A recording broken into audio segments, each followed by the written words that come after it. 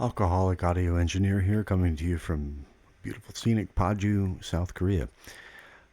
This is part of a series of short videos that I hope will help you get up and running in Cakewalk to the point where you know your way around enough to sort of start poking around and figuring things out for yourself, in addition to watching tutorials and other videos. So here you've you've gotten Cakewalk downloaded, installed. You've started a basic 4-track project. You're looking at the UI, the user interface. If you have never used a DAW, a digital audio workstation before, you might not really have any idea what you're looking at. Um, Again, I'm gearing this towards people who are just getting started out, just beginning in the world of audio recording and mixing. So if you already know this, you might want to go watch another one of my videos. Check out the Into the Mix series that I'm starting on, if you already know your way around. Anyway, this is what we call the UI, the user interface. If you start up a 4-track project, this is what you're going to be looking at right off the bat.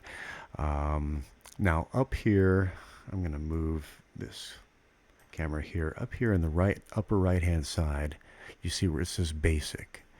And you click that and you see advanced arranger, basic, make beats, mix, record, tempo. Okay, here's where you want to start out. You want to start off with basic. Make sure that this is selected on basic. All right. This, you can see that if I, for example, if I click it to advanced, all right, it changes. The user interface changes a bit. There are some things there that weren't there before, things that you don't need to worry about at this point when you're just getting started. Make sure that that's on basic, right there. Okay? All right. Now, let me see. Scale this back. Maybe I'm just going to get rid of this for a minute. And, okay. So, these windows right here, when you first start out, we're not going to look at those yet. You see these two arrows right here collapse. You can just go ahead and collapse those off to the right.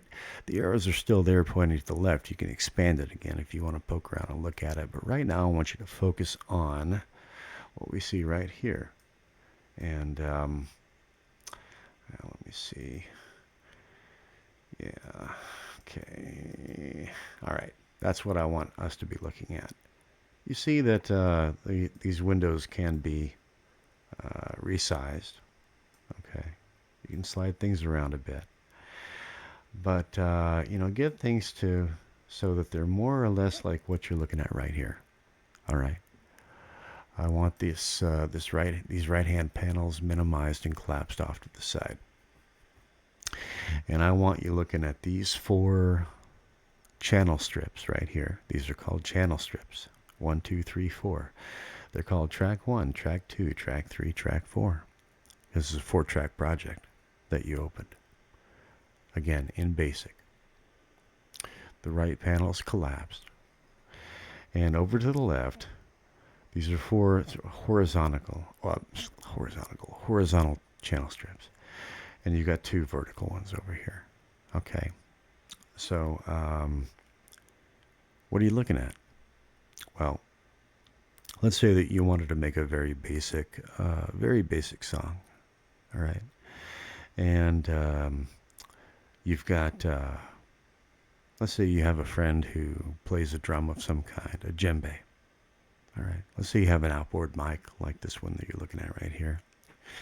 And you've got a friend who plays a djembe or a cajon, right? A drum of some kind. And you have, let's say you have an acoustic guitar. And let's say that you have a tambourine and your singing voice. And let's say that your sister also sings well, all right? that's 4 tracks. The person on the drum, or it could be you doing all 4. I mean, but in this case, your friend on the drum would get one of these tracks. So you would record that drum, and the audio from that drum would go on this track. And then let's say, and this is assuming that you're not doing it all at once. You're laying down the drum track, and then you're doing that. It's been recorded, and then for track 2, let's say you're going to listen to that recording of that drum track, and you're going to play your guitar to it, your acoustic guitar to it. And while you play, you're going to listen to that drum track, play your acoustic guitar to it in time, and record it in time. And let's say that, so in that case, we're going to call track 1, let's say your friend has a cajon. That's a kind of drum that you sit on and play with your hands. Slap it and hit it and whatnot. So you call that cajon. And track 2, let's say you're playing an acoustic guitar. You call that guitar. And you've got, you can see the audio tracks here. You can see the drum track. It's waveforms. You see the guitar track. And then when you play it back, you can hear that drum and that guitar part together. And so you go to track 3. And let's say you're going to sing over those 2. And so you put the microphone in front of your face, and you listen to the drum, the cajon part, and the guitar part that you've already recorded, and you listen to that through some earphones. And at the same time, you sing, and you record your voice singing, right? And that becomes track 3, and you might call that vocals, right? Vocal, or you might call that main vocal, because I said you've got a sister who also sings. So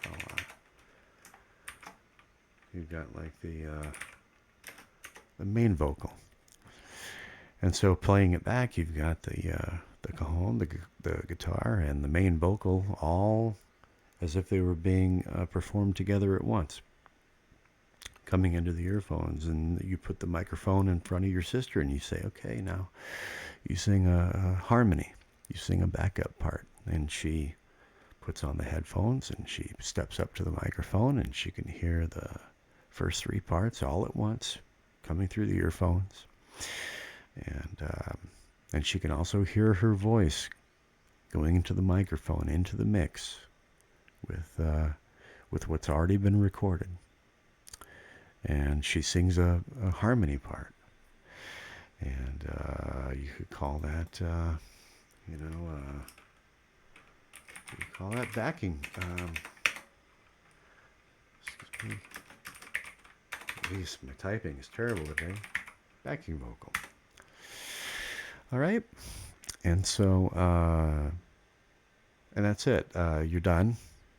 You've just, you set out to do a 4-track recording. You've done a 4-track recording.